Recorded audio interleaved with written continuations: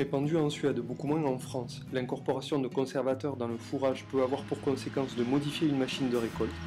C'est le cas de l'entreprise qui intervient sur les terres du domaine de Vanas dans le sud de la Suède. Pour le manager de la ferme, Per Hack Nilsson, ici sur la gauche sur l'image, cette pratique participe à sécuriser l'aliment des 450 vaches laitières. 2 ans après son arrivée en 1997, il a passé les 1050 hectares de la ferme, dont 185 hectares d'herbe en bio. Il a de suite introduit la pratique de conservation des fourrages. Aujourd'hui, le TA qui réalise les 4 fauches saisonnières utilise une ensileuse qu'elle a modifiée. C'est l'un des chauffeurs de l'ETA, David, qui a lui-même adapté la Jaguar 950, à commencer par le réservoir en inox de 500 litres placé à l'arrière. David a aussi installé la pompe électrique et le circuit Clipton dans la machine de récolte jusqu'à l'injection du produit de conservation Promir. Celle-ci a lieu directement dans la phase d'accélération. Une électrovanne contrôle l'activité des 2 buses et la dose est modulée. Entre 3 et 6 litres tonnes sont pulvérisés sur l'herbe ensilée. C'est le chauffeur qui contrôle le débit en cabine à l'aide d'un boîtier. Le TA a aussi installé une dérivation avec un flotteur visible directement depuis le poste de conduite de l'ensileuse. Ce circuit est installé à l'avant droit de la cabine. S'il existe ailleurs des systèmes de régulation automatisés, ici un simple contrôle visuel informe du débit appliqué.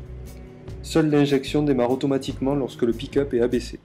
De son côté, la ferme met à disposition de l'ETA 4 palox de produits installés et surélevés sur une petite remorque. L'entreprise peut ainsi réaliser le plein d'additifs dans le réservoir arrière de l'ensileuse. Cela permet alors d'assurer environ 8 remplissages de bennes. Cette station mobile d'additifs nécessite l'utilisation d'équipements de protection individuelle, dit aussi EPI, notamment masques et gants. En effet, le produit irritant pour la peau et les muqueuses, les vapeurs potentiellement toxiques et l'odeur forte de l'acide formique rendent l'équipement obligatoire.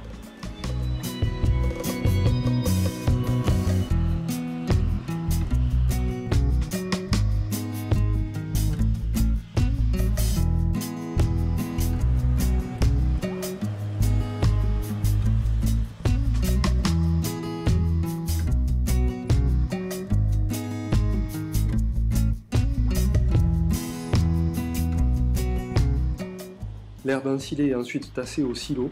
Le chantier fait intervenir une herse rotative Alpego attelée à l'arrière d'un John Deere 8R en roue jumelée. L'herbe est remontée par une chargeuse articulée Volvo L60G.